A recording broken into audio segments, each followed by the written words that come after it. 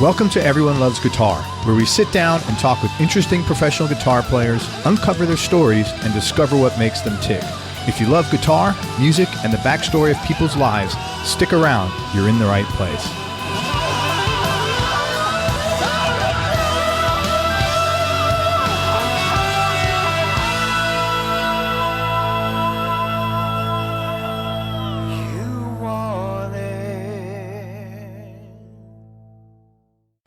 Hi, this is Craig. Just want to let you know you can now advertise here on Everyone Loves Guitar podcast. For more information, go to everyonelovesguitar.com/advertise. That's everyonelovesguitar.com/advertise. Hey, everybody, this is Craig Garber. Welcome to Everyone Loves Guitar. And man, I've got one of these guitar players today that, like, everybody in New York City knows. His reputation precedes him. He's like a tremendous player. He's a great teacher. I'm going to read his background, but it's like I need to be here about 20 minutes reading all the stuff he's done. We're with Ronny Drayton, the one and only Ronny Drayton. And before I move forward, I just want to give a shout out to Tony Lewis and Michael Hill for connecting us. Okay, scoop on Ronnie. Originally from Queens, from South Jamaica, and he's going to tell us some tales about that. Here's like a very small partial listing of artists he's played with: Janet Jackson, Meshell N'degeocello, Alica Keys, Mary J. Blige, Roy Ayers, Labelle, Bernie Worrell, George Clinton, Anne Murray, pioneers of hip-hop, Flava Flav, Nona Hendryx, James Blood Ulmer, the Chambers Brothers, Tony Williams, yes, that Tony Williams, Lifetime, Todd Rundgren, Wilson Pickett. Now and beforehand, he told me that he in his neighborhood where he grew up, Hendrix used to come over, James Brown, Duke Ellington, Mike Bloomfield, and he'll talk about that. He's worked with top producers like Eddie Kramer, Jelly Bean Benitez, and countless others. TV shows he's played on: Live at the Apollo, BET, MTV, VH1, Letterman Show, Midnight Special, Don Kirshner's rock concert. Man, that's a blast from the past. Oh, yeah, I was a baby. Yeah, I hope so. BBC Top of the Pops, the Jules Holland Show, like everything. He's done commercials: Mercedes-Benz, Foot Locker, Miller Beer, Budweiser, AT&T.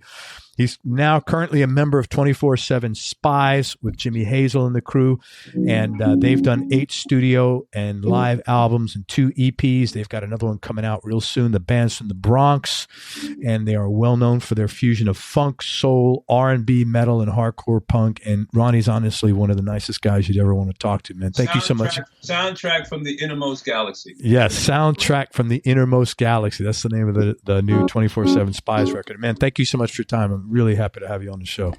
Thank you for having me. And shout out to Tony and Michael. Good people. Friends for years. Good people. Very good people, man. They don't come any better than that. So let's get started. The first thing you need to know about Ronny Drayton is he's into complications because he plays left-handed upside down for starters. So how did that all come about, man? Well, first of all, good afternoon, good evening, wherever you're hailing this from. The way I got started playing the guitar, like I was talking to Craig earlier, is that I'm a drummer originally first. So I studied, Manhattan Conservatory, Juilliard for a while, private lessons, all this stuff. And I used to play with a lot of different club bands, per se. But I had some friends in the block that I lived on, 115th Drive in Sufton, South Side, and they were 7-day Adventists. So they used to come over and rehearse with me because I was involved with their church. But I was actually seeing this girl that was trying to get to see this girl I wanted to see. That's shocking. This beautiful girl that I wanted to see, and she was much older than me, and I had to find a way to get to her. So I did. But they used to come and rehearse and blah, blah, blah, blah, blah. And they would leave their guitars, which I told you, and they would leave these beautiful Gretsch country gentlemen and these Everly Brothers guitars and all these guitars in the house. And they trusted in my, the foyer of the house. So when they would leave, I would pick up the guitars and start noodling with them. So the noodling went from noodling to really figuring out how to play Gloria, Gloria. That's the first song I ever learned how to play on the guitar. Once I figured out how to do that, it was on. So I really enjoyed rehearsing with them and whatnot, but I couldn't wait for them to leave. And so they could leave the guitars there. I would even go eat with them and hang out because it was a real communal. And I'd run back to the house so I could get back in the house and play the guitar. So after that, I got a chord book, my first Mel Bay guitar book. And I had to really read everything through. And, I'm a Catholic school kid. I went to Catholic school. So, we're really analytical, thinking. And I figured it out. I said, I'm going to start playing these chords. So that got my whole thing started with playing the guitar. And those guitars are right-handed guitars. So I never even thought about stringing the guitar left-handed because I picked the guitar up, turned it over, and started playing it. It was completely natural. Wow. So just that's the way it was. So that's what you just figured. Yeah, and it didn't really dawn on me about having left-handed guitars until later on. And I actually played on a couple of them, but because I was so indoctrinated playing this way, they were uncomfortable. Do you do everything else? You do everything left-handed? I can play the drums lefty or righty. I'm pretty much ambidextrous when it comes to hands doing things. But I would say I'm pretty even-handed most of the time. Although I am left-handed officially, I can lead lefty or righty, however it goes. But I kind of think in that kind of lefty brain, though. Very cool, man. Yeah. Okay, so before we get started, I want to also tell me about some of the adventures that you were telling me before the interview started, growing up in South Jamaica with the Exciters and this crazy cast of characters that used to combine, just hang and play with you. Well, a brief synopsis would be, in America, we have so many major musical neighborhoods per se. LA has one, Texas definitely, Missouri had one, Chicago, Louisiana, Miami, ATL, Boston. I mean, we can go on and on and on. But New York had its own particular energy because of the times that we lived in and because the black people were able to get houses and things because the redlining thing wasn't so in full effect in New York. And they were coming from the South and coming from West Coast and from Chicago and Midwest of the country, and they're coming to Queens. Okay, so all those people that were able to buy houses bought houses in Queens because it was easy to get a house. So, as opposed to, I think there was redlining going on in the city and yes, big time. Yeah.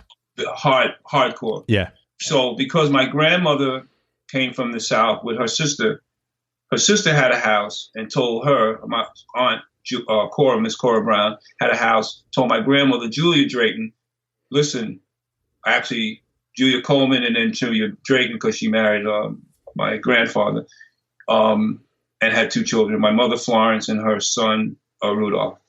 And that's another story because both of them were extremely, I get my musical talent from both of them. So they got a house. I grew up there, went to school. The best school was the Catholic school then. Started playing the drums. And then it started to branch out when I played the drums and the guitars. When we moved to 115th Drive and something, there was a group on the corner named the Exciters. I told you what the song was, Tell 'em. And that group was really revolutionary in terms of their musical input and how they were recording things. I think Brenda Rooney and Herb Rooney was a married couple who were in the band. Herb Rooney was connected through one of the great producers of the day who were making all these crazy multi-track records and all these different things. So I used to go back and forth to their house. Their house was on the corner of 155 and 115th Drive. I was 3 houses in. So as a kid, I would go to the house all the time. But coming to the house all the time, because they were such a well-known family, everybody in the business would be sitting in that house sometimes. So you walk in the house and Wilson Pickett would be sitting in the house. You walk in the house and it could be Joe Tex sitting in the house. You walk in the house and freaking Buddy Miles is sitting there with Part Electric Flag. You're walk in the house and God have mercy, I saw some of everybody in that house, famous singers and whatnot, some of the baddest women of the day singing, you know, Gladys Knight and this one. And, you know, they were young, fine, beautiful. Everybody, you know, on that day where they dressed and had a certain eloquence. I was a little kid. And they would say, listen, Ronnie, you know, so-and-so is coming over to the house, you know, this afternoon. You might want to come over and have something to eat. I was like, oh, okay. And, you know, Ronnie, you can come anytime you want. So it was an open door policy for me. I remember walking in the house and Hendrix was sitting there. I was going like, oh. And at the time, were you playing guitar or you were just coming as like a neighborhood kid that was into music? I was playing the drums then, but I was just really starting to play the guitar. Okay. Actually, the first record I ever played on was one of their records. What was the artist's name? He made this song, Alone Again Naturally. Oh, though I can't. Yeah, I know the song, man. Face too. Oh my God. Gilbert O'Sullivan? No. Was that then we gotta look this up. Keep going. That's one of the first guys one song I ended up playing on the guitar, because I was playing the guitar and playing the drums then, but I wasn't really. Well, the big hit was Gilbert O'Sullivan. Yeah, it's Gilbert O'Sullivan. That was the big hit. Did he actually sing the thing too? Yeah. Okay. Yeah. Okay. So I guess so. Yeah. So, because it was about suicide, I think that song was about actually. So, that was the first record I played on. I had just started playing the guitar then, and I was out actually touring with them, doing dates, and you know, Tina Turner and again Wilson again, and all that old R&B crew and all the rest. And all of that stuff just started morphing, and meeting Hendrix and, you know, meeting various other guitar players and people very young, 14, 15, you know, almost in the movie Putney Swope back in the day, and all kind of craziness. I was running around, all kinds of stuff. My grandmother was very open, said, if you're not going to school, you're going to play music. So I would sit in the house and practice 4 or 5 hours a day. You know, they'd leave a sign on the door, and it just kept morphing. That neighborhood, like I told you also at that time, it was all the beboppers were coming to move to Cambridge Heights and St. Albans and Jamaica Estates and all the rest. So in my neighborhood, there was a bunch of people there. I played in the Persuaders, Thin Line Between Love and Hate. There's two brothers who live right out of South Jamaica. I think they're still in Jamaica now. I can't think of their names now too. They live there. Countless people were actually in the hood per se. St. Albans was now Count Basie, James Brown, you know, God have mercy. Everybody was there. You know, I told you Billie Holiday lived 20 blocks away from my old house. I told you Black Uhuru and the crew came through there. All the hip hoppers started coming through there. You know, St. Albans with Tribe Called Quest and all these other people. So that neighborhood was a mecca for musical people. I told you also about the jam sessions because we all lived in houses. So that used to be the big thing, you know, between the boroughs. All these guys live in apartments and all this, unless you lived in a brownstone like in Brooklyn or Harlem. They were like, oh, wow, you know, it's a different type of musicianship because you're playing in an apartment where you can only play so long. In Queens, we could play all day long as long as you felt like it. So it created a different type of thing because you had a little bit more time to get intimate with the instrument. Plus, as a kid, your parents knew where you were, so they really didn't care. They didn't know about all the debauchery and the craziness that was going on. See, you know, but they knew their kid was focused on the music. And one more little academia thing. That all those kids that played music and went to school also, they excelled in school because they played music, and there was music in the schools. Yeah, back in the day, sure. So all of us were learning stuff and whatnot, you know, other than the renegades like me that just started, and a few renegades that said, I'm later for school and, you know, I'm going to play the guitar, I'm going to do this, you know, and blah, blah, blah, blah, blah. I didn't go to Vietnam, you know, I didn't go to war. I almost went to war. My number came in too high. But all of us were really focused on figuring out.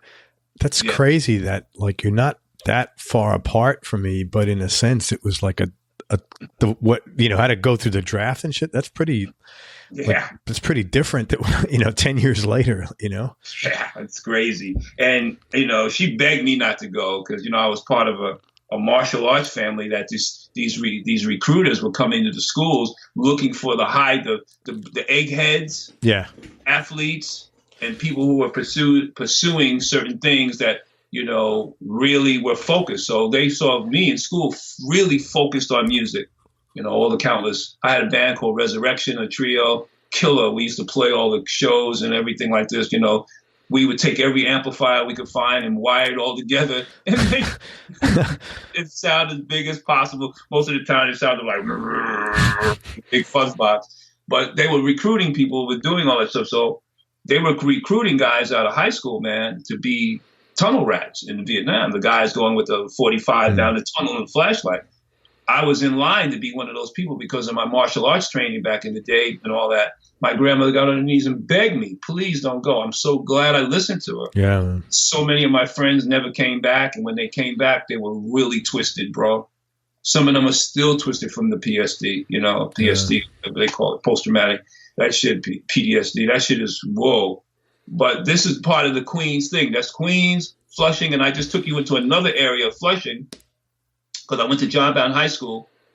And this is a lot of story. I have to really sit down and talk to somebody about this really collectively because there's so much. Because at that time in high school, it was so racial, so black and so white that they were busing us in to go to the school in Flushing. And here's the cool thing about the busing. When they started busing us all in, what they thought was going to be a problem ended up being the coolest shit in the world because everybody got along with everybody so well. There was a lot of interracial mixing. All that stuff. You know what's amazing, though? If this was going down in New York City, imagine what was happening in like Iowa. I mean, it's like I can't even begin. Like I was thinking about like, when Vernon Reid and them, like as a kid, a white kid growing up in the Bronx, I was like, wow, that's really cool. These guys are black dudes playing heavy metal. I'm sure in Topeka, that might not have been the same reaction, and it's not, this is like crazy that this is just a short while ago. Well, it's, the thing that goes into another area is that whole thing with segregation and all the rest is that still, even though you want to make one area more superior than another, what you always find out is when people get together, there are some common ties that tie human beings together. Yeah. It doesn't matter the color or distinction, all the rest. There's just the heart beats at the same thing, and you connected. And even in Flushing in those days, with all the craziness going on after the fighting and some of the fighting and shit was going on, and it usually wasn't with the kids, it was the adults that were doing this dumb shit. The area down further in mainstream was all the clubs coming in. So now you had Aerosmith, you had Mountain, you had Felix Pappalardi and the crew that they had. Yeah. Then you had so many rock bands coming through there. And as kids, we were all going to see them. I was playing the guitar for real now then. So I was going to see all of them. No problem. Hey, Head, how are you? Come on in. This is whatever. Here, check this Marshall out. Check this sound out. It was never any drama. And when the drugs started coming into the school, oh boy, everybody was getting high in that school. Everybody. So this was another thing that was kind of like a rallying cry. I'll give you a little quick example. I remember being in class once in 1970 and Hendrix died. I remember he came over to public announcements, public address system, said, ladies and gentlemen, we want to just tell some of you people who are, here who love music and blah, blah, blah, blah. I don't know exactly how they put it, call us hippies or whatever they call us, because I guess I was a hippie at that point too.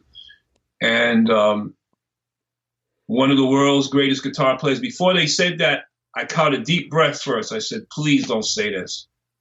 And he said, James Marshall Hendrix died today, blah, blah, blah. Everybody in the class got up and walked out the door. When I walked out the door, the classroom doors were opening all over the floor I was in, and everybody left school.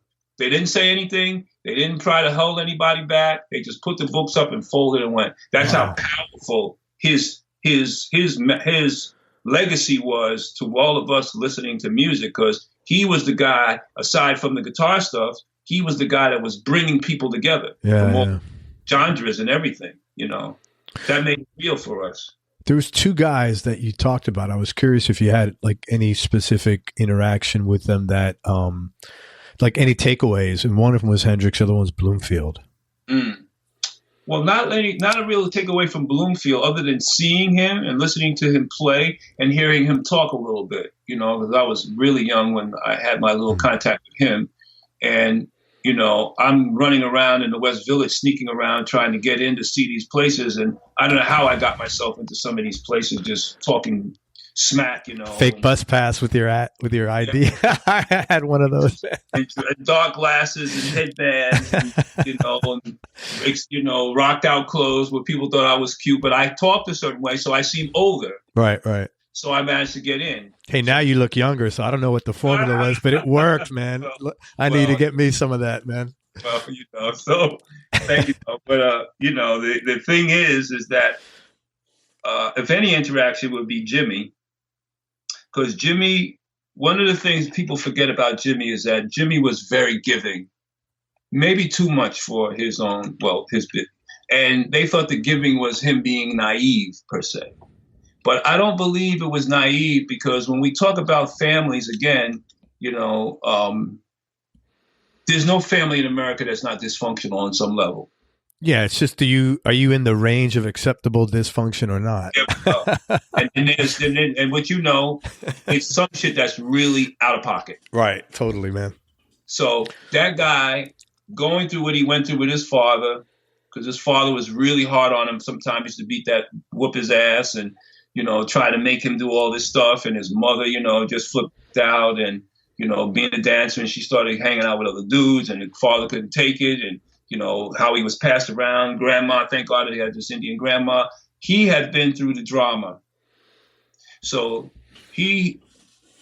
from what I got from it, he just decided that people who he could really be nice to or be giving to, he would. He didn't like people pulling on him and asking him all this stuff, because, you know, what we thought was like the amazing, you know, freaked out character. I never thought that, you know.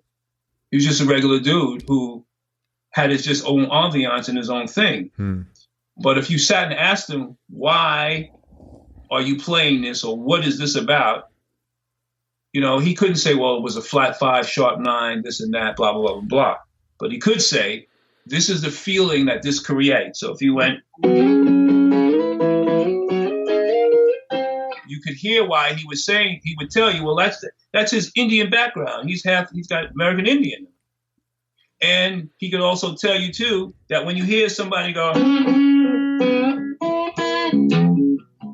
hey, yo, you think that's the blues. It ain't the blues, brother. It's the American Indians. American Indian. Oh, okay.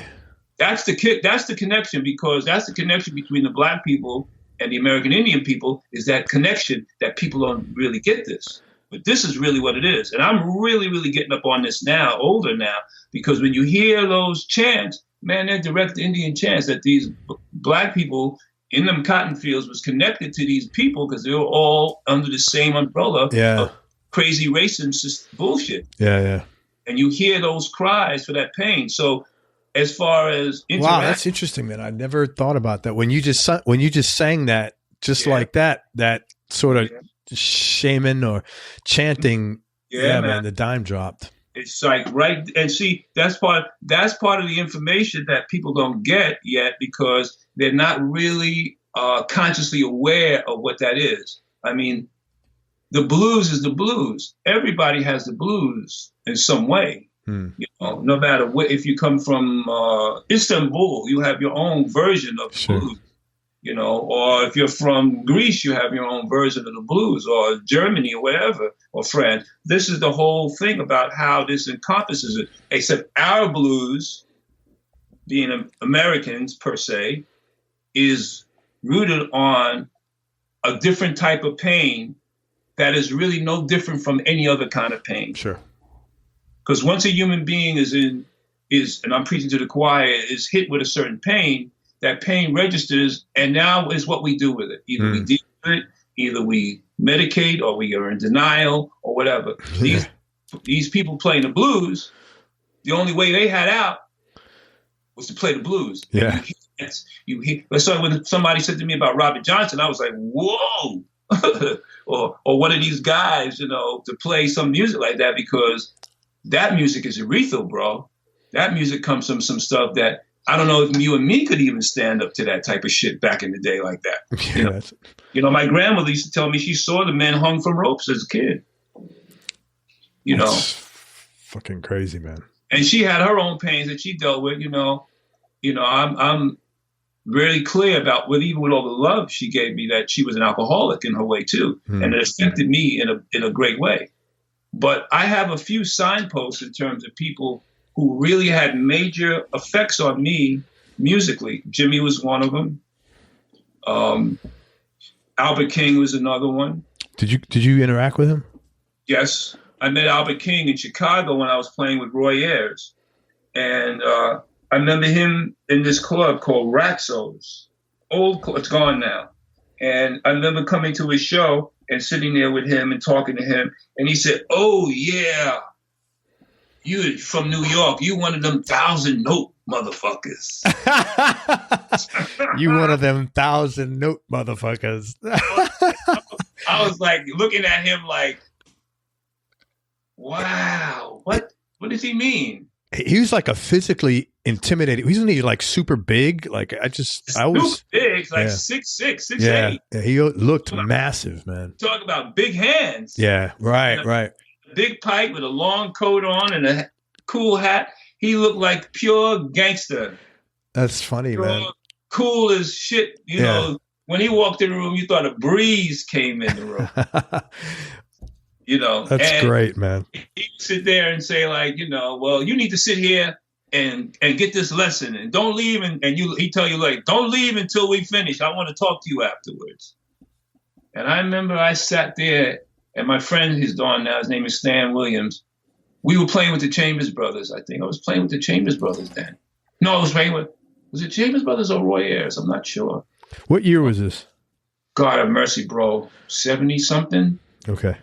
So this is post Time Has Come Today. I think so, yes. I can't remember if I was playing with Roy Ayers or if it was the Chambers Brothers then. I'm kind of thinking it might be Roy Ayers, so it might be a little later because this woman made this Indian Charmin coat for me. Beautiful thing. But I remember Albert definitely telling me not to leave. And I remember when I heard Albert King play the first 8 bars of this song. I don't remember it was it wasn't Sky is Crying or what, it was one of these other songs. But bro, when he played those first 8 bars, I just started crying, man. Yeah. I just made me cry because it was so pure and so loud, and not loud, volume loud, but so in my psyche that I heard a part of my body like screaming. It was like a piece of the pain that was in my system from growing up so young and all the drama I went through. I heard it be trying to find a way out. You know what I mean? It's hard to explain. Wow, man. It's like this guy had just... He did it. Whoa. Yeah, I was like, whoa. And from this day forward, you can hear me play and you will hear Albert King come out of my vibrato. I can't help it. Because for me, out of the blues guitar players that really took the idiom to the next level, it's Albert. You listen to Stevie, you listen to Jimmy, you listen to a bunch of guys that have played with him. The English guy that died not long ago, a couple of years back, he used to play with Thin Lizzy. Gary Moore. You listen to Gary, Eric has got a little bit more B.B. King than Albert, and he's got a different. Eric is now coming to himself because he still had that little bit of racist shit going on in his head too. God bless him. He's coming back to work to earth, But Albert is the guy who I believe is set the pace for the modern day blues guitar player. You listen to Eric Gales, you'll hear Albert in it. Yeah. You listen to Jesse Johnson. People don't know Jesse Johnson can play the fuck out of the blues, boy. I mean, slide, tonk, all the inflections also because of his direct interaction with Albert King too, which he used to tell me about also. So Albert is the guy. A bunch of us were listening to Albert. So I hope that Hendrix and Albert were the two guys. There was one other guitar player, Attila Zola, who I met years ago too. Famous jazz guitar player when I was playing with a horn player named Clive Stevens, who really got in my head too in terms of harmony and playing melody a certain way that it moved through the chords a certain way. I spent some time with John McLaughlin. I used to be in that house all the time too in Santiago Road, and it would be John, sometimes Jeff Beck. Where was this, in California? In New York City. Oh, New York City. Okay. Because John was a disciple of Sri Chinmoy. Right. So that guru was up on Hillside Avenue and in Jamaica Estates, and John was living there too. Narda was in the band, and there was a bunch of us that were coming to play. So many stories, bro, of all these people. But there's some of the influences that I had, meeting these guys, being able to sit with them and hang and all the rest. Hope that wasn't too long-winded. No, man, I'm trying to think about where the hell do I start from here, man. I just want to shut up and keep having you talk. To tell you the truth, and I'm not going to add anything to this conversation. What would you say, and this is like a really tough question, Sure. What would be the top 3 experiences you've had in the studio, and then top 3 experiences you've had live? And it could be for any reason, man. It could have just been the vibe that day. It could have been the chemistry. It could have been what you were doing. Could have been the nostalgia of the time period. Well, it's a good question, Craig. As a session guitar player per se, which I find that kind of a limiting statement, but just so the listeners will get a little different little perspective of my credo per se. We have a saying, when you play something in a session, it's in the air. Once it's played, it's gone. You never think about it anymore, because you always leave yourself clear to walk in the street, and the cabs, the people, the interaction, whatever is going on, you're in the moment, and you forget about it before you go to the next one. So for me, when I think about particular sessions, one of the sessions that really had a real changing effect on me was cutting the record Supernatural with Edwin Birdsong in the 70s also. That record was done in Electric Ladyland with Eddie Kramer. Down in the Village there. Yeah. And Hendrix was going to produce my band, me and some other people before he passed. But what it ended up being is Stevie Wonder was in the room because of Birdsong's connection to Stevie and Eddie Kramer. So I actually cut the record, playing through some of Hendrix's gear, playing through some of the twins and the Fenders he used, playing through some of the one of the 50-watt heads and 100-watt head. I'm remembering this was like using my friends' guitars. And I was mad young then too, maybe 19, 18, something like that. I was young because my life was really just being compressed, pushing through so many people so fast. And I remember being in the studio, cutting that record, and being in the room and standing in the spot that Jimmy used to cut when he would cut vocals, and they put the booth around him, and I would stand there and play. You can find that record. It's with Polydor. It's all over the place. The song is called Rising Sign, and I wrote a song on there called Paint Me Any Color. That record was one of the next, when you say funk rock and roll, that record was the diagram. So we had Band of Gypsies, which was the pinnacle. And then you had Paul and Funkadelic. You had a few of the black rock and roll bands, per se. But the band I was in set the pace for the interaction of black rock and roll, per se, because that crew, headed by Edwin Birdsong, which is the mastermind, myself, the bass player I told you before passed, Sean Solomon, Killer, and another drummer named from Chattanooga, Tennessee, named Kenny Wilson. This was the shit that started all this other rock and roll stuff.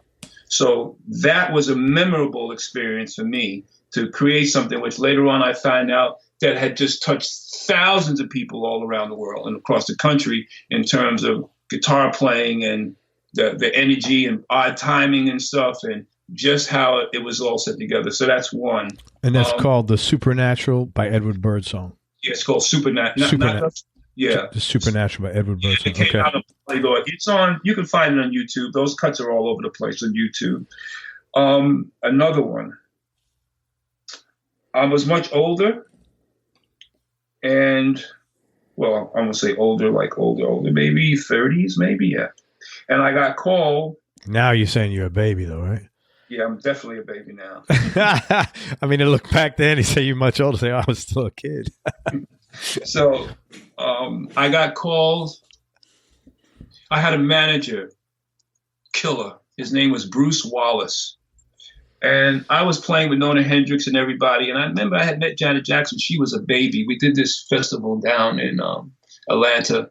And I went down with Nona and we played. And I remember hanging out with Janet and talking to her. And she was really young and a bunch of people. And they all knew about this whole music scene and me playing and all these people and whatnot, blah, blah, blah, blah. But I remember sitting there and I got a call from Bruce.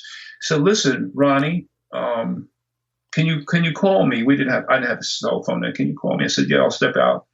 So he said, call me, collect, it's important. I just got a call from this guy named David Sylvian. I said, who's David Sylvian? He played in a band called Japan. I said, really?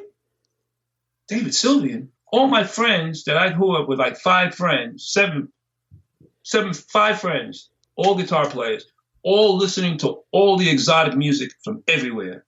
One friend of mine in particular, Craig Milan, we used to use his house as the cutting room to learn all these records. I was the guy that could learn the records fast.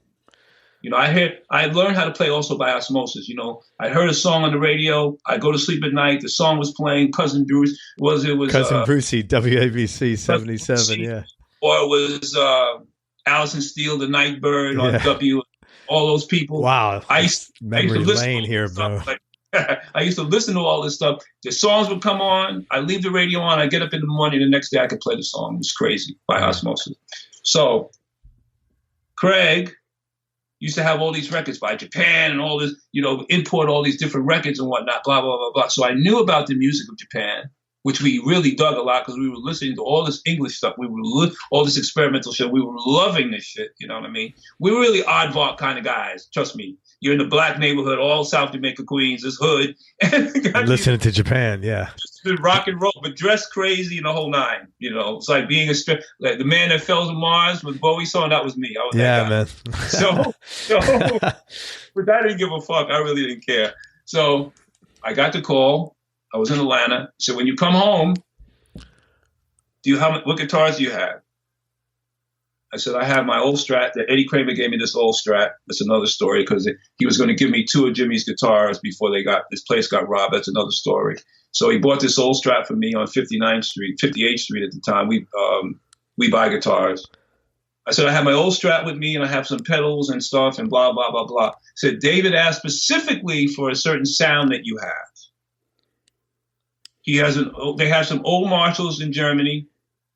We want to make sure that you can do it. So I said, well, listen, I'm going to fly home. He said, you can fly home. You have about a 6-hour, 7-hour window. And then we're going to fly you to Berlin. So they flew me to Berlin. I put some extra pedals in this little lunchbox, the Boss little lunchbox. I brought my little Brock, which was the shit at the time. I brought my Boss lunchbox, a couple other pedals. And the old Japanese pedals, because the old Japanese pedals by Boss sound much better than the newer ones. Different, totally thing. So I got my suitcase, packed some clothes, got it out, said hello to my grandmother, got in a taxi, went back to Kennedy Airport, flew to Berlin. They flew me to Berlin to Hansa Tauser studio where Bowie did Heroes. Oh, wow. So now I'm in Berlin. Cool record. I'm in this facility. I'm living in this facility, which I thought was crazy because we were right on the German-Russian border at the time because the borders were still up. So I walk into the studio, and Ryuichi Sakamoto's in the room. Myself, Wayne Brathwaite, who's gone now, great bass player, producer, and the whole Japan crew. So as soon as I walk in the room, everybody's like, oh, man, you played on this record? Did you tell me how you did this? And did you play on that record, the Scritti Politti? I played on the Scritti Politti shit. And did you do this? And with this record, with this one, and Kashi, and these guitar sounds, and in history, and the English guys are going nuts. They're going nuts. David's just sitting there. He goes, Ronnie, listen, if you don't want to play anything today, you don't have to. We can get sounds and all the rest. So I go into the room. I had set the pedal board up in the room. And there was this beautiful old Marshall. Think it was a 50 or 100. Man, just plugged straight into the thing. The thing sounded like sex. It was like turn the thing on, Craig, and the thing. And I remember standing there just like with my mouth open and watching all these guys in the control room looking at me with a smile on their face. The tech had the smile on his face because he knew I was going to freak out. So when I started dialing sounds in, I didn't realize that they were recording the whole time I was in there doing this. So I'm in there playing parts and playing things and playing all the little funky stuff I know and opening up and playing some stuff, whammy bar, crazy, and just going nuts, testing where the feedback is, where I can move a note. I could move the feedback around like I wanted to. And they were going, oh, wow. So later on, when I came back and cut the track called Pulling Punches, I was playing these rhythm chords that they which is a sound you hear now that's in every pedal board in the world. Just like kind of like it's like an 11 chord, but the way it sounds, it has this sound on it, but they put this sheen on it, a little chorusing and this delay. So it sounds like shit-a-lang, and you hear this other track. When you listen to it, you hear it. Wayne's killing this, playing this bass part. Man, so how did you, just let me interrupt 1 second. Sure. You're obviously very competent theory-wise, yet you didn't study officially in school, man. You didn't learn that by osmosis. I know that. I mean, you had to do some time. And where did that come from? Well, here we go. I'll try to condense this too. I was always studious. That was one of my things. I think anything I learned from being in Catholic school was to read. Okay. Because as an only child too, and I had my family shit too, just like, we've talked about this. I used to think to myself, how can I get out of Queens? And I was sitting in the backyard. There was a tree in the backyard that was covered over these old Chinese trees, and I would be looking at the trees. I know this sounds like some euphemistic type of shit, but it's the truth. And I was thinking, how can I get out of here? And I remember my grandmother Julia say, listen, all you got to do is study, work hard, God will give you a way. So automatically from then, I started studying the guitar, characteristics, chords, melody. And I took some private lessons with some people. They gave me headaches. Oh, you can't play this way. You can't play that way, and you're too unorthodox and this and that, writing guitar players. But I took their lessons, paid them the money, and I took all their lessons that they wrote things down, and I learned all that shit by rote. Okay. A couple of guys I went and learned it by rote, then I came back and played it in their faces, and they hated me for it because I burned it better than them. That was good for you. So I'm really not that vindictive, but a couple of times I actually did do that. So then I went and studied in I went and studied in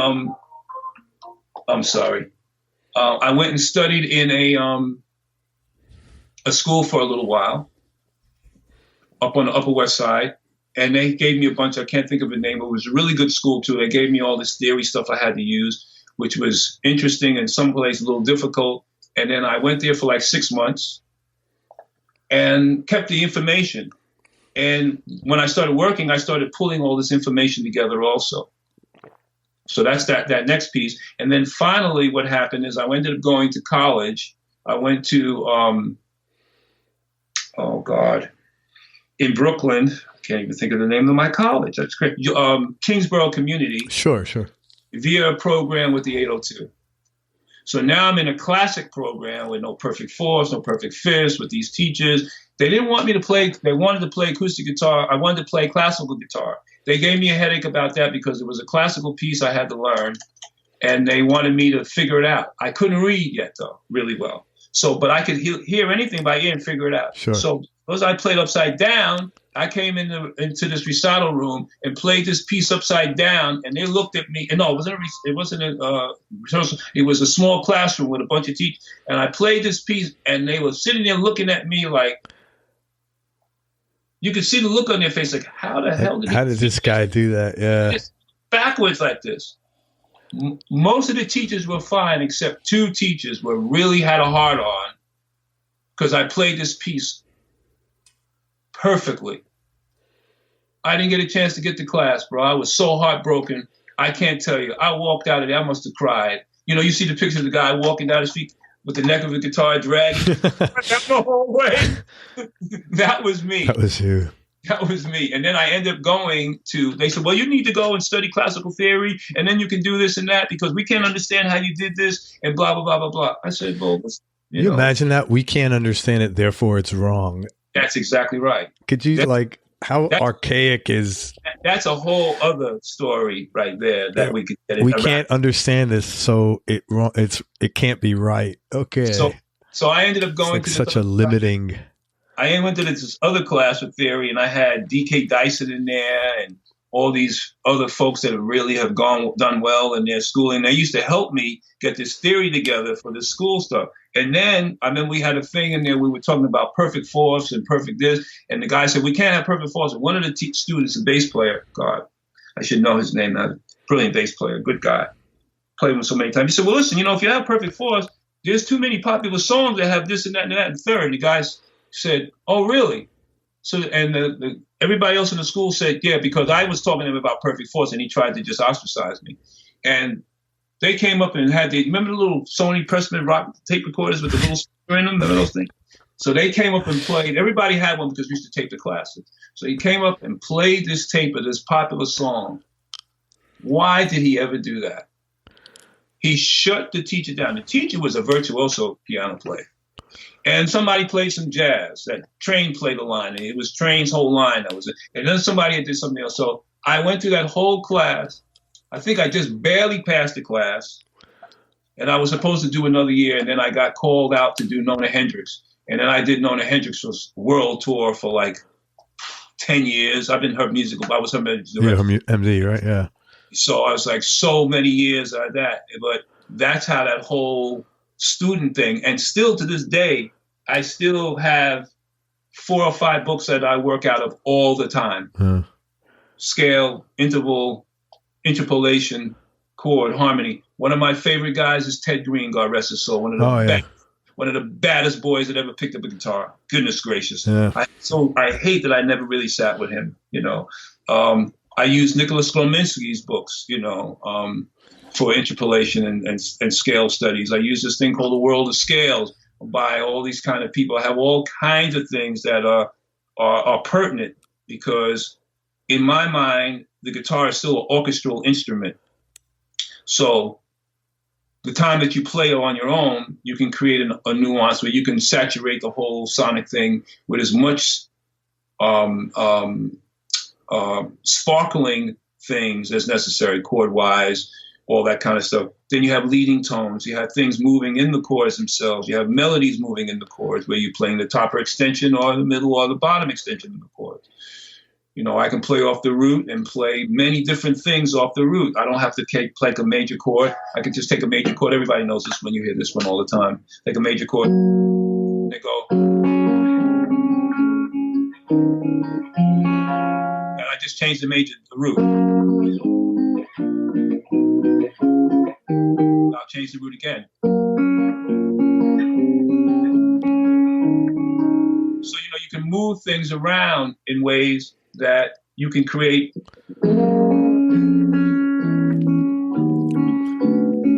can create different things as you move these things around. So I started getting into the habit of doing that a lot. Also, because from doing session, man. What is the thing with you in sessions, man? Well, I say that because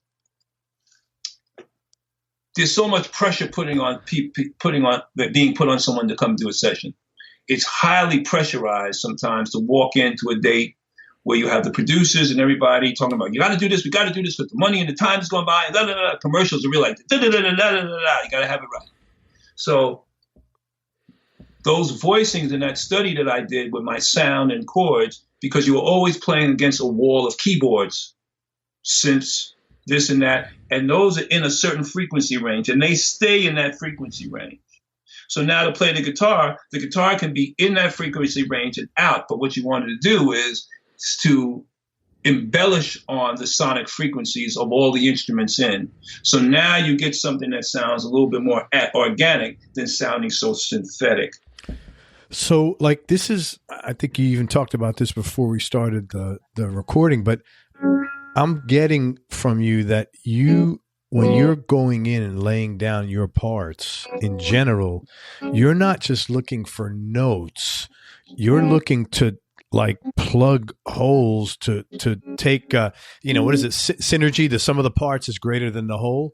So you're making more of something, You're like I said, man, dude, you're the doctor, the holistic guitar doctor, man. You're like, here you do this back exercise and now you could cut down your time in the mile by a minute and a half. That's what you're doing with music. I'm trying my best to, but listen to Axis Boulder's Love, bro. Yeah, right. Listen to Beginning, All Your Experience. Yeah.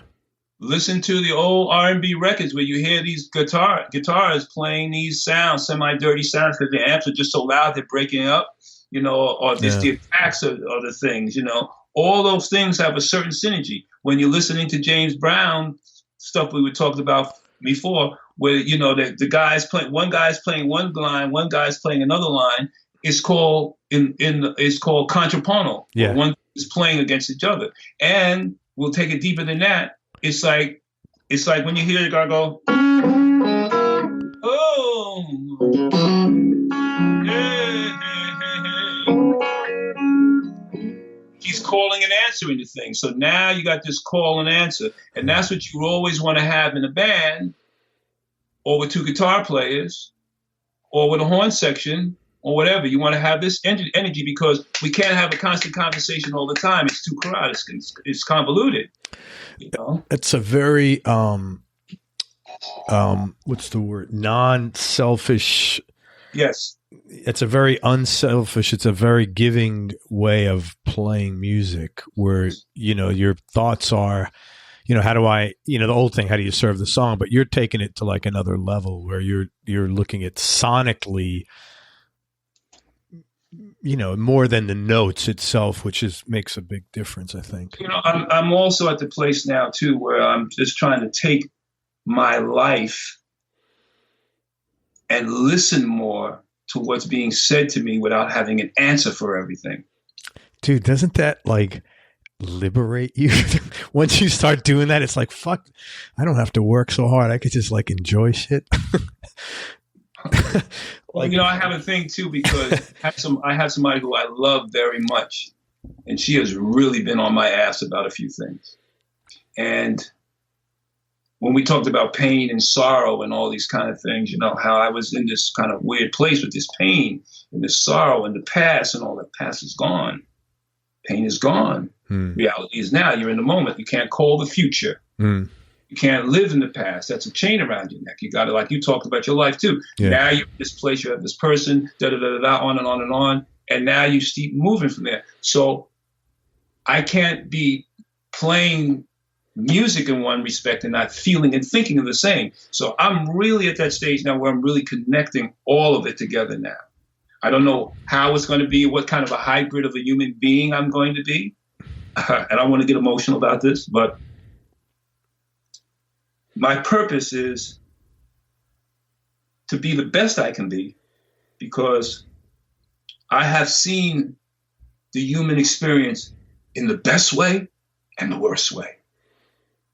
And just briefly, when I went through the 11 years with the stuff with Donovan and all the rest, and I didn't really want to get into all this, I really saw how the human spirit works, how people really want to take you the fuck out of here, and how people really want to help you and stand with you against everything. And that changed me. I really watched how people feel things. And for me, it was an honor that so many people loved me so much to come and stand with me, that it changed me. But I had to be careful too, because it also made me angry and kept me trapped in a certain place. Because even though they didn't win, they won on a certain level because I was still in this angry thinking. And that's not working. No. It doesn't work.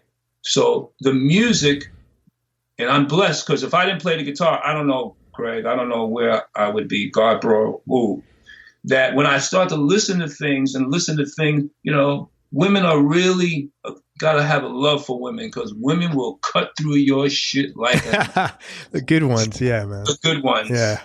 And I'm blessed to have a good one that I know. So this is the past 2-3 years now, since I left, because I sold my house in Queens, got out of there, it was too crazy, came up here. The lady I was with, her and I broke up. We're still cool. And then I met somebody else. And she has been really like a vanguard for a lot of things. I have to give her props to this. But it's just me now connecting all these things. It's like, just to stay on point, Hendrix used to say a lot of things to people. You don't get it when you're young. No. People say a lot of things to us when we're young. We don't get it till we have kids, or till we have a marriage or a breakup or something you go through. And then you go like, oh, shit, this is what he was talking about. So even now with me, with love and relationship and, commitments and this and that, and I've been married twice and all this kind of stuff.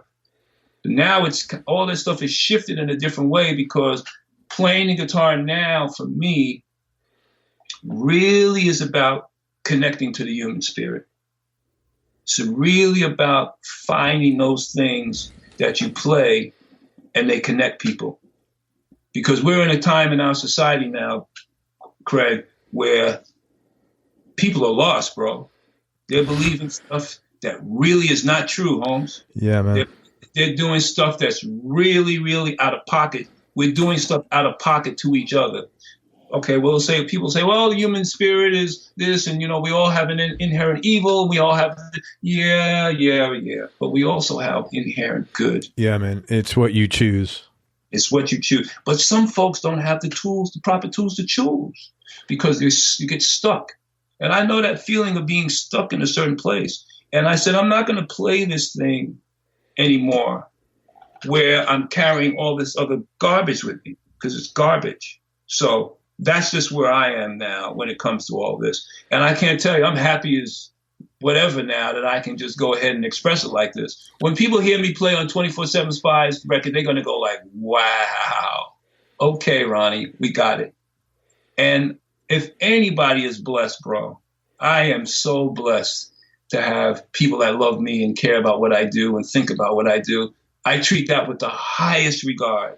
My own personal demons and things I have to deal with, I'm good with that. I'm dealing with those things. Yeah.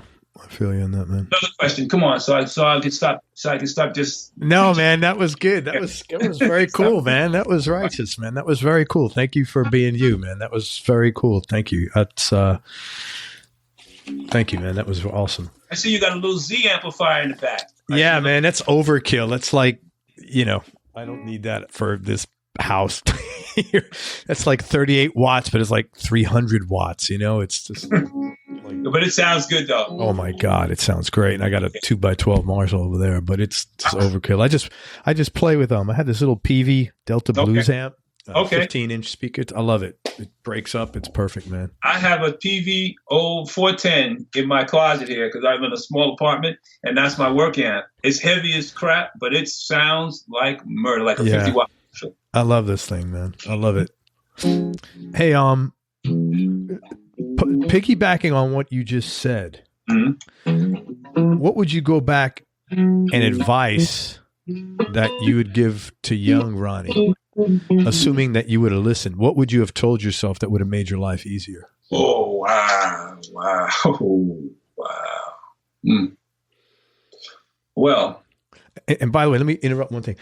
I can't tell you how many people, because sometimes I send out emails to my list of who I'm going to have coming on. Like when I said that you were coming on, I had like 5 or 6 people saying like, one of them that I just thought of, because she said her name before, but not talking about her, Kat Dyson.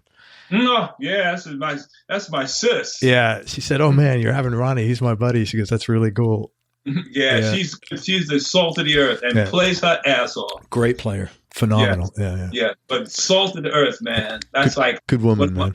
Dear friend of mine, yes. Well, what would I tell somebody young? No, what would you tell you? What would I tell me? Yeah. Well, that would have made your life easier. Wow, that's a good one. Well, if I would have said anything, it would have been to pay attention more to how you feel. What are you feeling? Why are you feeling this? What's going on? You know, it took me a while to get to the point of saying to myself, well, why do you feel this way? What is going on? We don't always have the answers. When we're young, we're moving so fast because we're not that fully formed to really be able to express it. But if there was something going on and you had a parent or you had somebody you trusted that you could walk over to them and say, listen, you know, I feel this way. This is kind of crazy. I don't know what's going on. A lot of kids have these things going on and they end up killing themselves now today. Or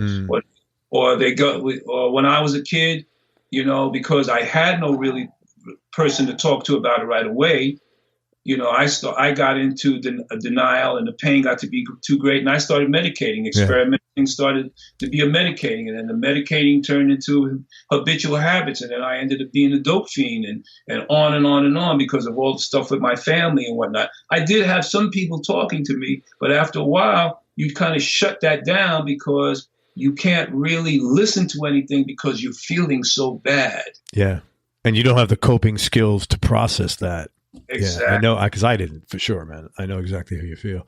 You know, I was lucky that my grandmother was an alcoholic, but she still tried to give me love. And what happened was, once she stopped drinking completely, I watched her go. I don't know how she managed to get through the DTs. I don't know how she managed to get through all the rest. But once she stopped, then I realized that there was light at the end of the tunnel. So did that inspire you to get sober? Yes. Really? Did you tell her that? No, I never got a chance to. Wow. That's heavy, man. I never got a chance to. And, you know, I glorified her for a long time that, you know, she was amazing this and she was that and all this and that. And she was in a lot of ways, but she was an alcoholic. Yeah. Came up through an alcoholic background. Right. Wow. Yeah. Wow, that's heavy, man. This it's funny when you mention about, you know, you start medicating. Some guy, a guy I know went to the program, told me one time, he said, you know, we medicate because we need a solution to our problem. Right. Then the solution becomes our new problem. The solution and I was like, wow, yeah, I get that, man. Yeah. The solution to disillusionment. Yeah. Because it goes into an area that once the brain is off on something that's giving it pleasure, it wants to continue to have the pleasure. Totally, man. The cycle begins, and now you're trapped off because you're spinning in a wheel. The wheel is already spinning, but you're going downhill at 60 miles an hour in a wheel that's already spinning. So there's only one or two ways to get out. You either jump out and you're going to get damaged, or you go to the bottom and you die, or you go to jail. There's no way out. It's that violent to get out because withdrawal is violent. It is, depending on what it is, you know? But man, that's very gentle advice you would have given to yourself. Pay attention to how you're feeling and why you're feeling this way. That's very cool, man. Hey, let's talk about gear for a few minutes. Like what are you playing? What's your primary guitar right now? What's your go-to guitar right now? And what else rounds? What three are your top three? Well, you see this one now. It's tuned to sharp. You said that. I don't even know how you do. Well, that's where I just watch and listen. Here's the killer. Playing in Spyz, Hazel, who's a bad man. You should talk to him at some point. He is a bad man. All the music that they do was either in D, C sharp, B, or whatever, because all the heavy stuff you hear is usually tuned down. Yeah. So when I got in the band, the first time I did a gig with the band, which is funny, I tried to play all that stuff in standard tuning. So I had my fingers doing this for like 2 bars, and I have the hands doing that 2 bars, and they're all playing everything like it's regular, and I'm stretching my hands all over the place. And the bass player, Rick, is looking at me going like, that's not right, Ronnie. Talk to Jimmy. You got to find the right part because they're tuned down. Yeah. So when I got in the band, then I started tuning the stuff down myself. That was a total revelation for me because all the intervals and all the harmonics and everything expanded greatly. Now I could just play all kinds of stuff. I have one other guitar. What is it? What is that guitar? That's the ES. That's not ESP, is it? What is that? It is. Oh, it is. Okay. Yes, it certainly is. It's I've been with ESP for like 30 years or something like I was that. going to say you've been with them a long the time. first part, Yeah. This is my main. This is a regular standard tuning guitar. Yeah, that's all right. So let me describe it. It basically looks like a sunburst vintage Strat that is so road worn.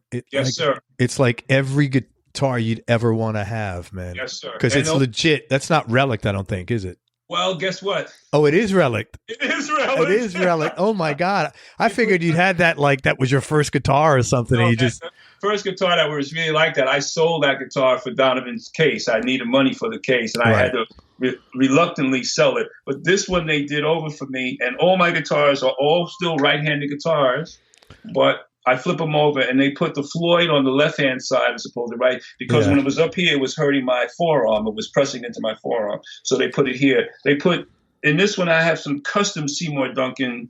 They sound as old as anything. I'm lucky. I got a set of them that are so killing. It's awesome. Crazy. So that's that main one. The and that's a maple neck, and the other one was a rosewood, I think, or was it ebony? This is a rosewood neck. This is a little heavier too, and there's some custom. They made some more custom of the same Seymour Duncans that are in this too. And then all my other guitars have. I have a Paul that I've used also, and that has a. They have some custom Lawlers in there. Okay, and that's tuned to B. Wow. So wait, that the black one, that's a bigger. It looks like a thicker guitar almost, like what do they call those Japanese Strats? Fernandez. The what? Fernandez, Takai. What? No, they're Fenders, but they're real. They're like squared off like that. Well, this is a little different shape from a Strat style. This style is called a ES LTD Elite ST1. This is the thing they made because I wanted something different from this Strat thing. It's heavier, it's thicker and whatnot, but because the guitar is tuned to C sharp, it has 11s on here where most of my guitars have 9. Right. But because it's tuned to C sharp and it's down, the 11s feel like 9. Yeah, I get that. They stay in tune. And as far as gear goes, I've been messing with. Let me just get this out the way. I've been messing with all kinds of stuff. I was using. You could tell when you pick that guitar up, man. That's like your baby. Yeah. Like I could just like the love. I could see it transferring as you just pick that thing up, man. Yes. So I've been messing with all kinds of pedals. I've been a rolling person for years. So I have GT12s. I have lunch boxes with everything in it you can think of. My dear friend, great guitar tech, great bass player, does all the stuff with Livy Color. Alex Bronson built a analog pedal board for me that has a whole glossary of stuff in it. The thing I'm playing through right now, while I'm talking to you, I have a Fractal FX8 on the floor with an H9 pedal connected to it, expression pedal, and a really cool wah-wah pedal that Jimmy Hazel gave to me. That's the main go-to thing for right now. What kind of wah pedal is that? This wah I have is a RMC. Have you heard of those? No. Yeah, this is a company called RMC, and you need to check that out, bro. This sounds like any vintage wah-wah pedal, like. And it's an RMC wah. Yeah, like it's vintage, like this. When you see this, you're gonna freak out. Remember these? Oh wow! Is that like an original? How old is that? That's back from my Chambers Brothers days. Wow! So it's got a Vox wah. It looks really cool. This is really cool. I have another one I just let a friend of mine use who's playing with J-Bo from used to play with the Allman Brothers. J-Bo asked him to use a wah-wah pedal. Sorry about that, I'm in the closet. No, it's wait, who is that? Who's who? No, who's that? I mean, are you comfortable saying who that is? Yeah. My friend wanted is a trumpet player. And he's a trumpet player and he wants a wah. Yeah, the trumpet that's player wild. Named Reggie Pittman, who plays with J-Mo from Allman Brothers. Sure. So he has a band, and J-Mo just asked him, "Listen, I want you to play some wah, put your trumpet to a wah-wah pedal." So I just let him take another one of my other old wah-wah pedals too. I was just thinking about this too, to play through also. But this RMC, you need to check it out, bro, because I just wrote this down here. It is as real as anything you could ever think of in terms of a wah-wah pedal.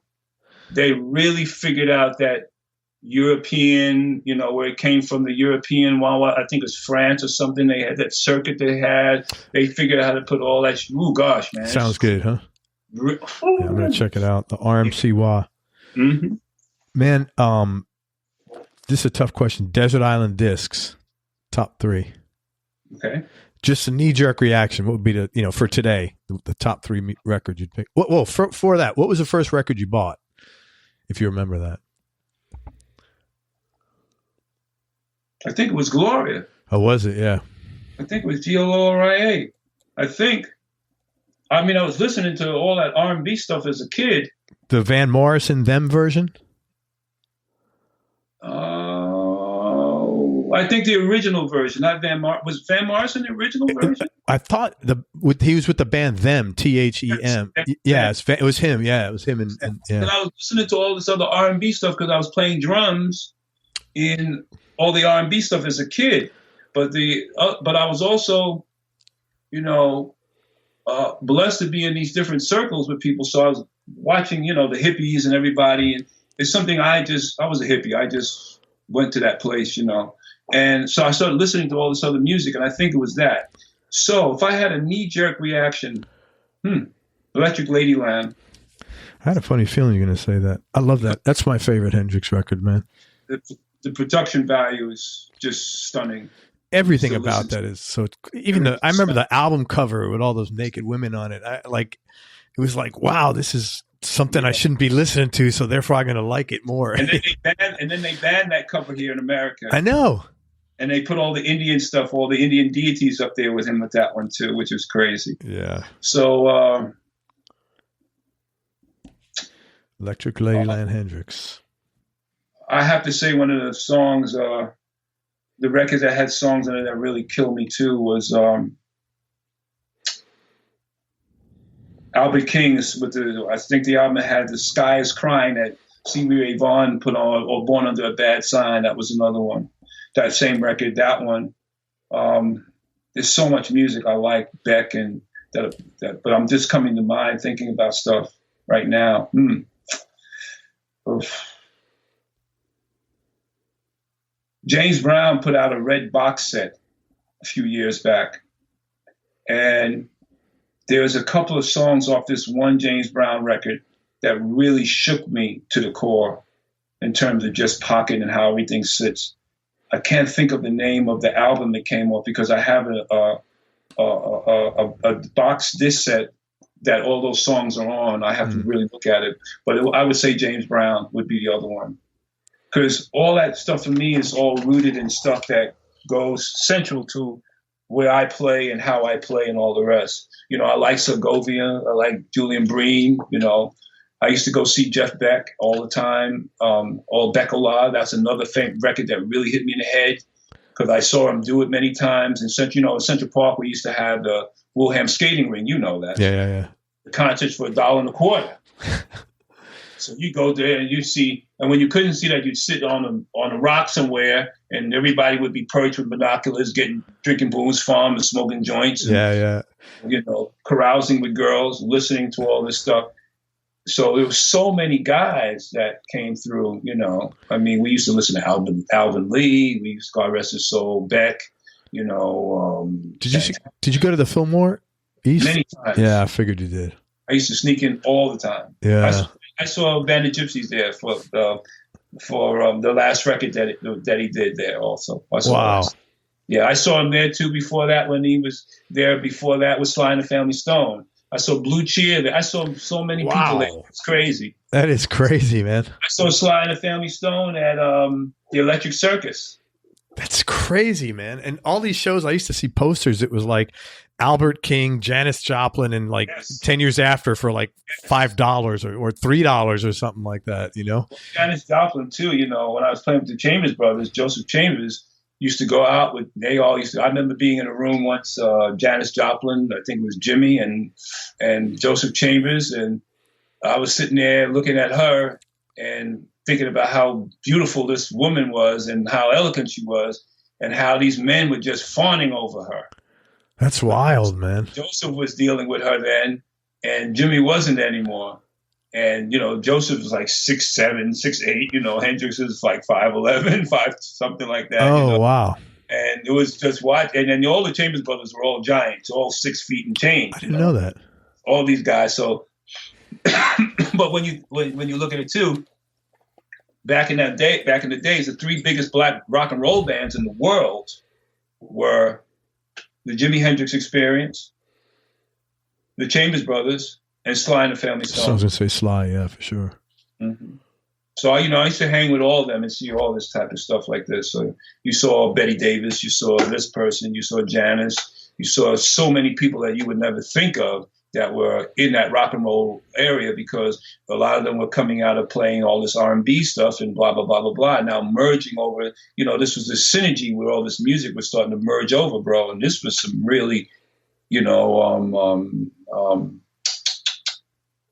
new age is not a good word, but some real next type of shit, man. Just real next. Yeah. You know, I haven't heard anything, I don't know if you have, that has actually bridged that gap per se in terms of that kind of synergy of where you're moving music around like that. Not for me, but I don't know that I'm open to that, to be honest with you. You know, I'm just being totally truthful. Would I be as, you know, like I listen to my kids' music. I got 3 kids. Now my older son listens to stuff like we're talking about, right? But my other 2 are, you know, and I just don't get it. But I'm sure our, you know, the adults maybe in our life didn't get it, you know? Are they supposed to get it? Are we supposed to get it? Probably not. Well, that's a generational gap. Yeah, so right. Of course you're not going to get the generational gap. Right. So because we're not functioning on that same level of consciousness or mentality of someone who's 13 years old or 12 years old. So that's a different ballgame. Yeah. Even then, when we were kids, they weren't going to operate on the mentality of a 14 or a 16-year-old rebellious, 18-year-old really rebellious, because if you were anywhere near as rebellious as I was, we probably were sitting in the same room together at some point, someplace on earth, because we were rebelling for a lot of different reasons. Pretty much. But in terms of just the real art form, not many people were doing that, you know. I was listening to. There's some funk guys that are doing some cool stuff. Like, you know, you ever hear Corey Wong? Sure. Killer. He's doing some good stuff. The guys in Snarky Puppy. Killer. You know, they're doing some good stuff. Nothing that I listen to, and nothing against those guys. I love their music, but I think I do believe, for me anyway, a lot of it's age. You know, that like when the first time I heard, you know, whoever, you know, but I'll tell you what I did listen to. You know, I just got turned on to James Brown like again in the last 6 months, and I've been delving into his old stuff, and I'm like, oh my God! But that's not new. That's old. And you know, you can go back like this. This woman that I've been involved with, she's French and Iranian, so she was playing music to me from Africa. Oh, there's some serious cool stuff there, man. From France. And you're listening to the music that they're creating. And a lot of that music is coming from definitively American roots. That they've taken their things and now moved the emblem. And she played a lot of music for me from Brazil also. So you're listening to the jazz roots of Djavan and, you know, Julian Bream. Djavan and all these other guys. Not Julian Bream, Djavan, and there's a couple, I can't think of the other names, but you hear the jazz influence in them and the chord changes and stuff moving around, and how they're singing melody like the beboppers and whatnot, but against these things with this Brazilian flavor, which is just you can't flip it. And then you hear the French stuff, some of it too, that still have these different roots too, but they have their own things. And then you hear the African crew with their own things and how they're working. And then when you listen to the African crew and you think about the American R&B crews, how the stuff is sitting, now you know directly the link between Africa, America, Africa, France, Africa, this part of the world, South America, Africa, Caribbean, America. You hear these different connections, really great. And the Middle East. Like I like a lot of music. I'm really into the music from the Middle East, big time. All the Arabic things, all the Egyptian things, Tunisia, all the things that are coming, all the African Arabic things, just because harmonically and modally, and the Indian music too. I live up here, and I've been going to an ashram for 13 years playing kirtans with the lady I used to go out with. And she's a disciple. She's been a disciple of one of these gurus here for a long time. So I was studying classical music, Indian classical music with these people. So I'm really into all that stuff too, because you never want to have your solo or statement that you make stay in a one kind of harmonic area. You know, we could play the pentatonic scale, you know, all day long when you listen to people play, you know, or I don't even have a pick anymore. You know, you can play pentatonic.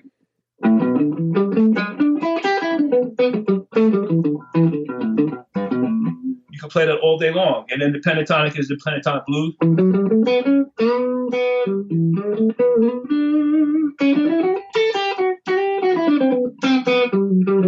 So, you know, you can play all that stuff all day long, but it's a different ball game.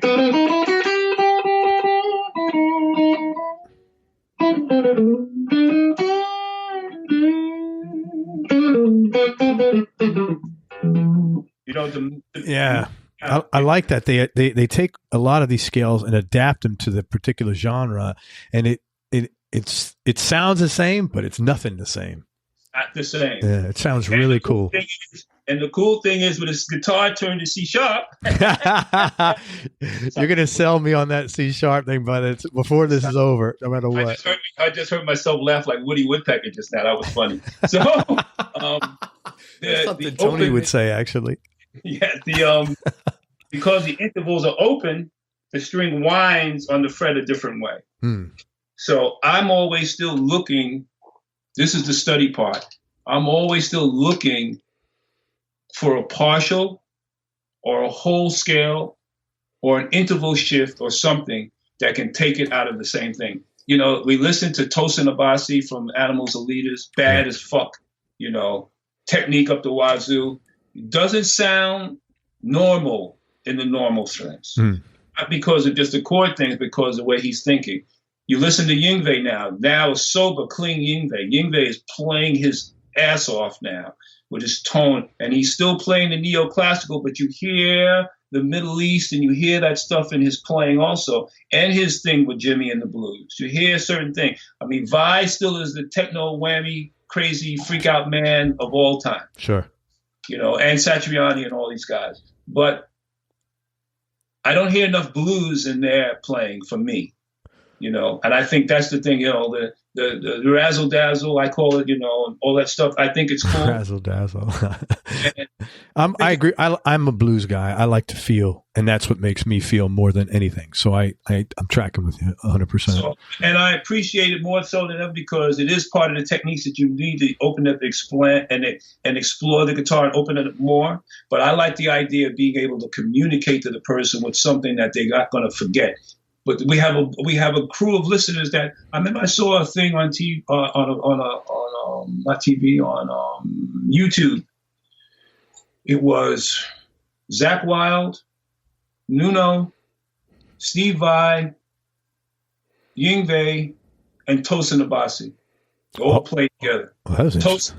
Yeah, they were all playing together because Steve Vai just had a new record. Oh, he had that jam session, the charity thing. Right, but they did a record, I think, also where all these guys came out and played. Okay. So everybody had really cool guitar sounds except Zach Wild, and Tosin. Nuno's sound was loud and clear. Steve of Always and Yinde. So I'm listening at everybody playing and all the rest, but there was something about the impact of it that, these guys have a little bit more soulful quality to them. And I think I heard it more from Yngwie than anything because his soloing has a romanticism in it, from the idiom he plays in. So you hear that romanticism in his playing. And there's a certain gypsy fire in his playing also, which I thought was really cool. He has a certain sound from that neck pickup that is freaking undistinguishable. It's him, it is, and his scallop neck and the way he plays. But there was still a certain fire. Nuno had a certain fire too when he was playing too. So I'm looking for the people who are creating the fire, where we're having the conversation now, and that conversation moves a certain way. I didn't hear that so much with some of the other stuff. Yeah.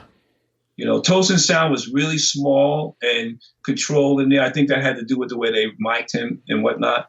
And Zach's sound was a little interesting also. So, and don't get it twisted. I love all these guys. I love everybody because I'm listening, and I'll tell any listener, if you're listening to guitar players, you love the guitar, take anything from anybody you want. Nobody owns nothing. Yeah, that's for sure. Most important things you've learned about yourself through your career experience and life in general. Boy, you really want to try to get a man on base here with this one. Wow. Dude, I can ask you, do you play 9s or 10s, if that's better? Yeah. If you prefer. Where's your bass on your amp? I use 9s and 11s, so that's boring. Well, where I am now, the most important thing is to let go of the past. The past is past. The other thing is that problems are only as big as you make them. If you talk about them a lot, they will continue to come back the same way. If you want to achieve something, you have to go and continue to do the work to go strive for it.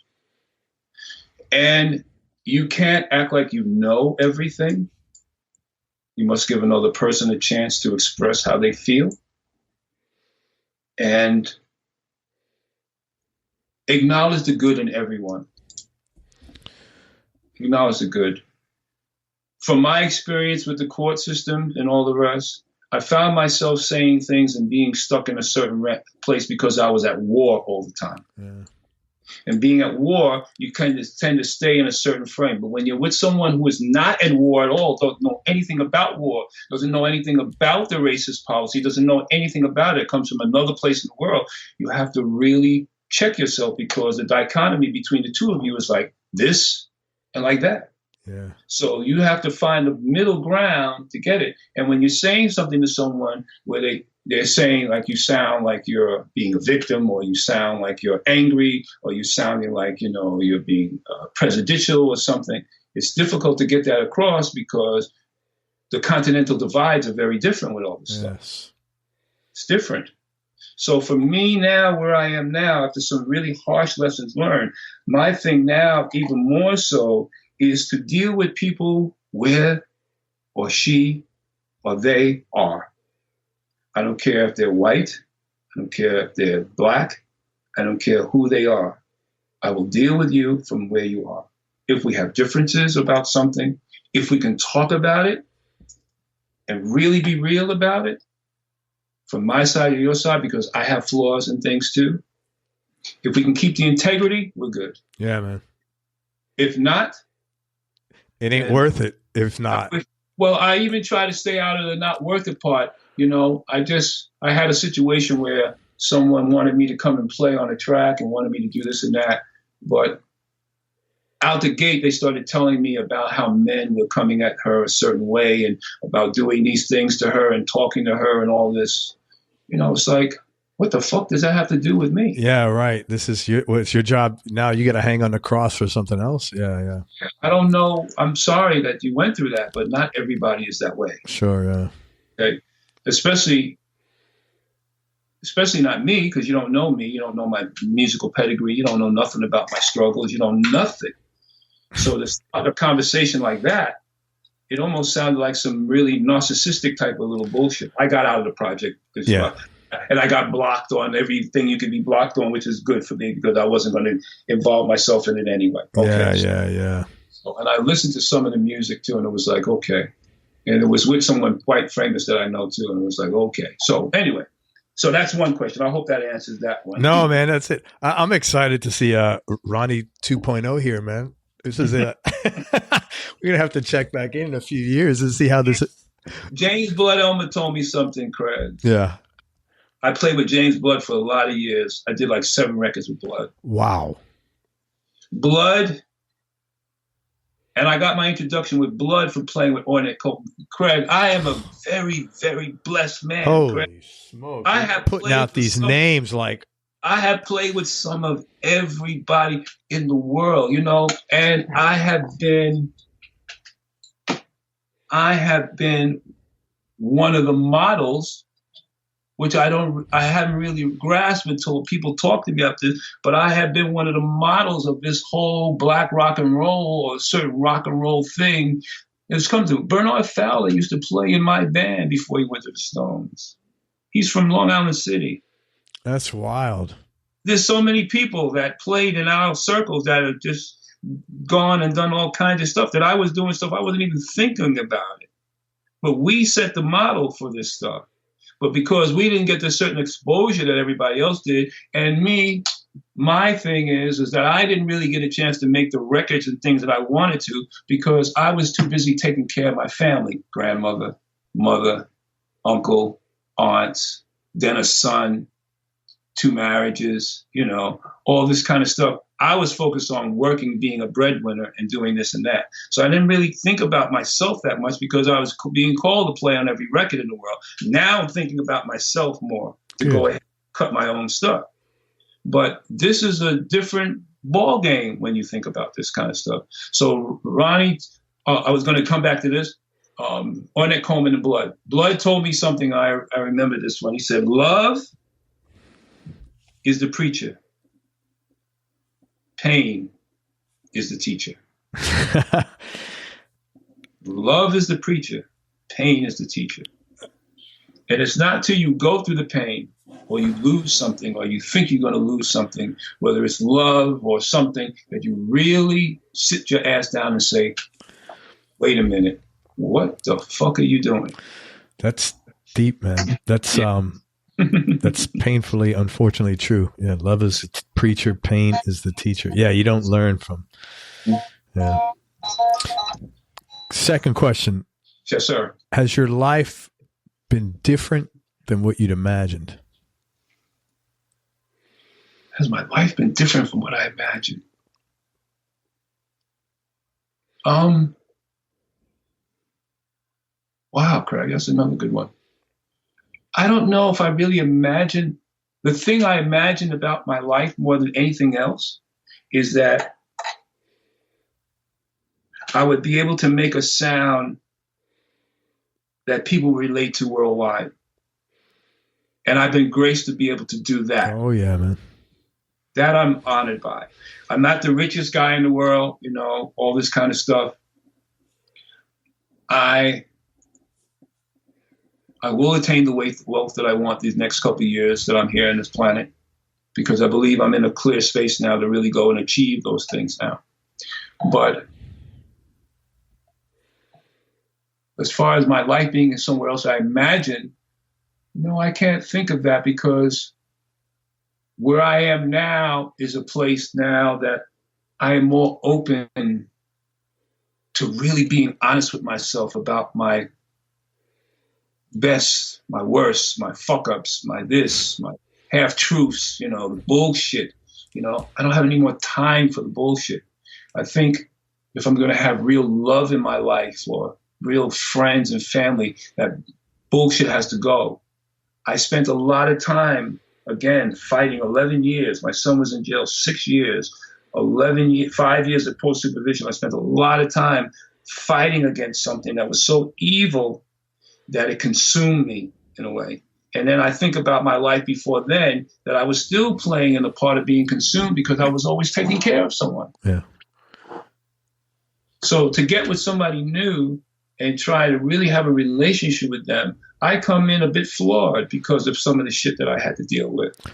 I totally 100% understand everything you're saying. I really do. Huh? And you found a good woman, see? Like I said, that I would go through everything I've been through again, exclusive. I wouldn't change anything before that point. I would go through twice worse or 10 times worse just for that, because I always look at that because I had a difficult start. I always look at that was the universe saying, hey, listen, man, we're going to sort of level the playing field here. And we're going to put this relationship. It's up to you to be smart enough, but we're going to throw you a bone. That's how I look at it. And maybe that's fantasy world, but I'm happy with that fantasy world, Well, the creator, no matter what, I don't know what God you believe in, or if you believe in God or whatever, but God doesn't create fantasy worlds. Yeah. God creates situations that are indicative to where we are at that moment. Yeah. And apparently you were ready to receive. I wasn't smart enough till years later to appreciate how, but I am now, and I'm really grateful for that. Yeah. So that's where I am now, because I have somebody that I care about that much. And if she's listening to this one, of course she's going to listen to you. You're scoring buku points, bro. No, it's not that easy with this one. This is a different ball. It's not about that shit at all. So, but anyway, and your next one, I'll get off of this one. No, it's cool. Last question. This is a simple one. What's your biggest business or personal win? My biggest business or personal win?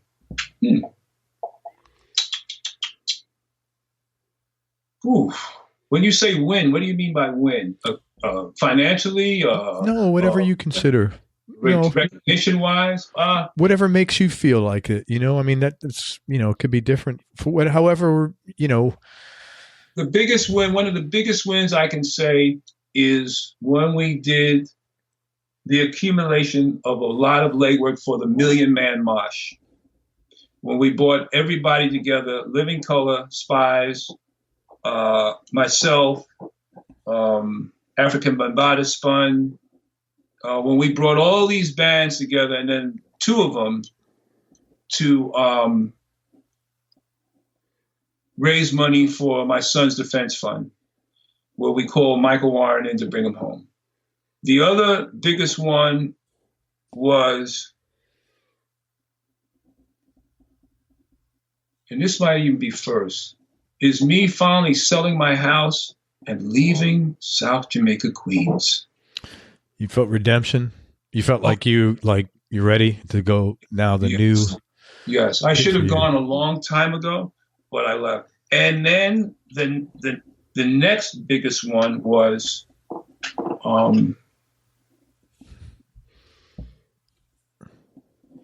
being in Germany and really sitting here thinking to myself, wow, you don't have to carry any of this bullshit anymore.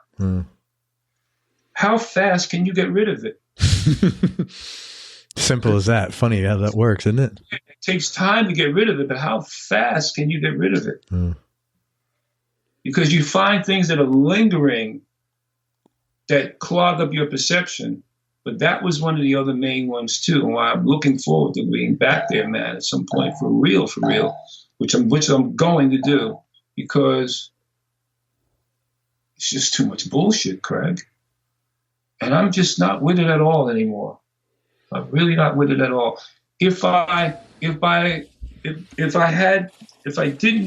play the guitar anymore tomorrow, I would still be thinking to myself that if I could just maintain my perspective on what I know is truth or happiness and smiling and enjoying life and doing these things, then I could be of help to some other human being.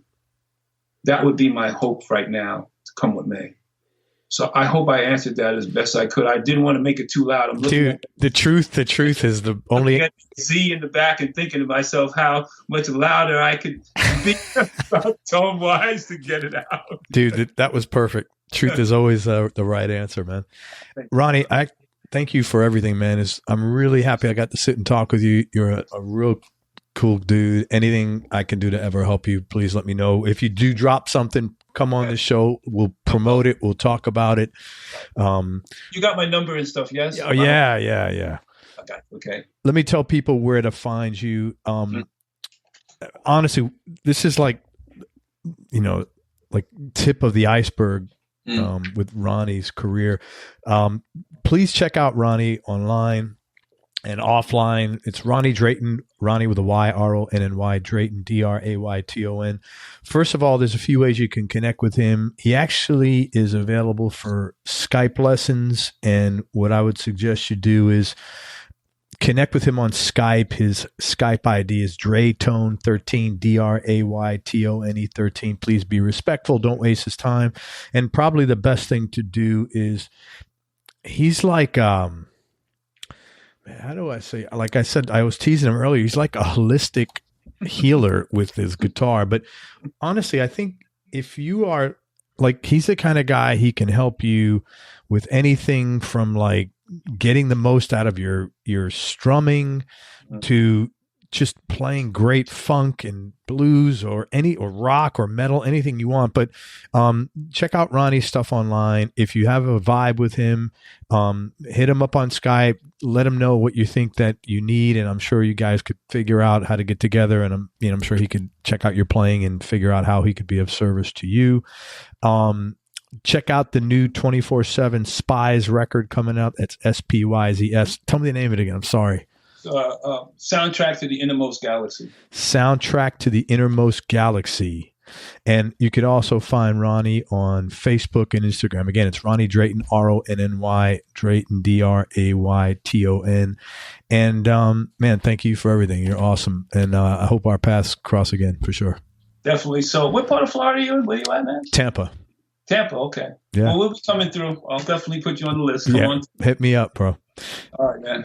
Everybody, thank you so much for listening. If you enjoyed this interview, please share it with a friend in your social media channels. We appreciate your support. Thanks very much to Ronny Drayton for spending time with us. I hope you appreciate it. I certainly do. And please support Ronnie's music and everything he's got going on. Make sure you go to everyonelovesguitar.com. Sign up to get on our newsletter list so you and I can connect. And most important, remember that happiness is a choice, so choose wisely. Be nice, go play your guitar, and have fun. Till next time, peace and love, everybody. I'm out. We hope you enjoyed this show. If you did, subscribe to the Everyone Loves Guitar podcast, and you can do this online at everyonelovesguitar.com or on iTunes. And if you like the show, please leave us a 5-star positive review. The more 5-star reviews we get, the higher our show ranks, and higher rankings mean we get to continue speaking with cool, interesting guests on our show.